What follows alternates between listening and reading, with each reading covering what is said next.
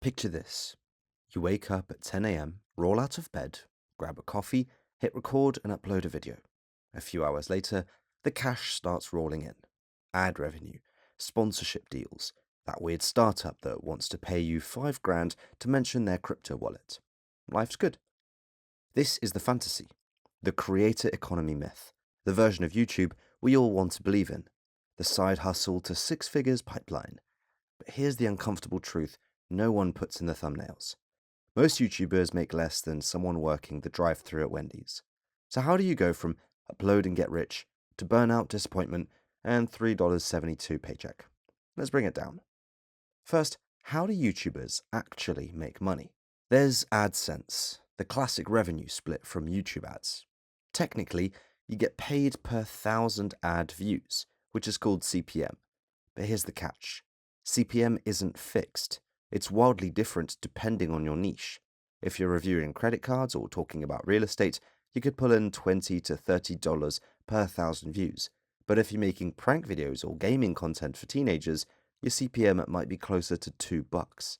Then there's sponsorships, brand deals. These can range from a free product and a thank you email to six-figure contracts. If you've got an audience that trusts you, brands will happily pay to borrow that trust, especially if you're in niches like fitness, finance, tech, or education. You've also got merchandise, classic YouTuber move. Slap a logo or a catchphrase on a hoodie and boom, passive income. If you've built a real community, fans will wear your stuff like a badge of identity. Then there's affiliate marketing. Drop a link to a product in your description, someone buys it, and you get a cut. Easy, scalable, and incredibly powerful in channels that review products or give recommendations. And finally, there's memberships and digital products. Think Patreon, paid communities, exclusive content, courses. This is where creators stop depending on the algorithm and start building their own economy. Now, all of this sounds great in theory until you realize most creators don't have the audience, the niche, or the systems to pull any of it off. Because while all of these revenue streams are possible, they're not probable unless you're in the top tier. So let's talk about them. Who actually makes the money? Mr. Beast, obviously. His videos cost more to produce than some indie films, and he runs his own burger chain and chocolate brand. Then there's people like Marques Brownlee, who dominate tech reviews. Emma Chamberlain went from casual vlogs to Met Gala appearances.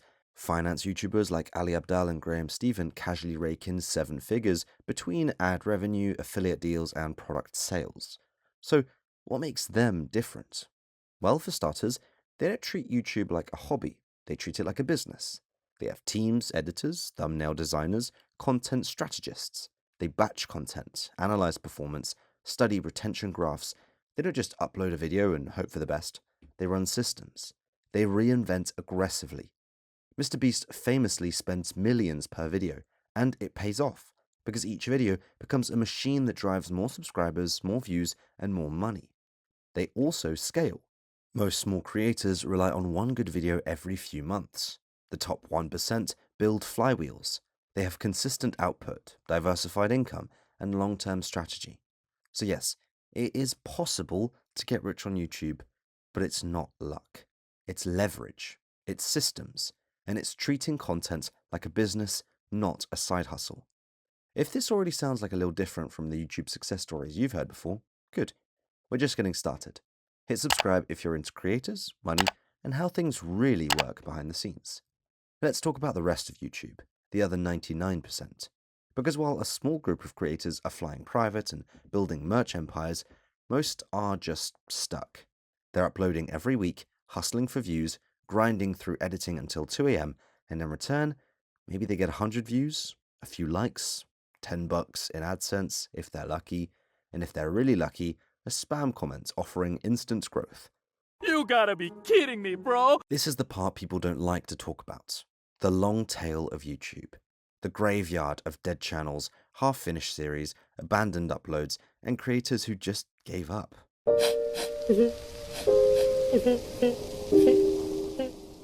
Here's the truth. YouTube is brutally top-heavy. According to multiple studies, the top 3% of creators earn more than the other 97% combined. In fact, most monetized creators, people with at least 1,000 subscribers and 4,000 watch hours, earn less than $100 a month. That's not enough to cover your coffee budget, let alone your rent. So, what's holding them back? A lot of things. But let's start with the biggest one. They're relying on AdSense. AdSense is the gateway drug of YouTube monetization. It's easy, passive, and it feels like free money, but it's also wildly unstable. You can make a decent income one month and then get crushed the next. Not because you did anything wrong, but because the algorithm decided your video wasn't sticky enough. Another big trap? Not having a niche.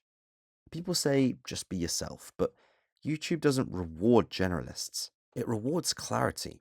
If your channel's about productivity one week, gaming the next, and then suddenly a travel vlog from Portugal, the algorithm and your viewers won't know what to do with you, and confused viewers don't subscribe.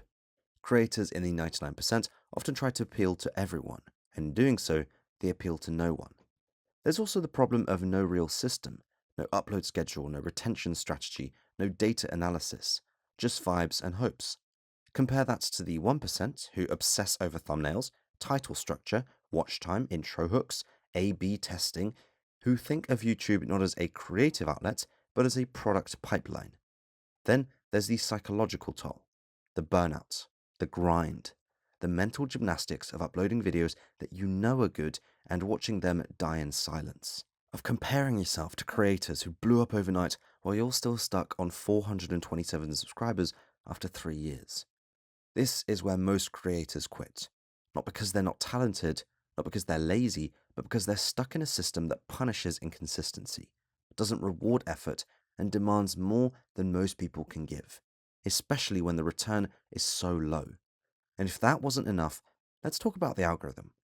YouTube's algorithm is brilliant, but it's not fair.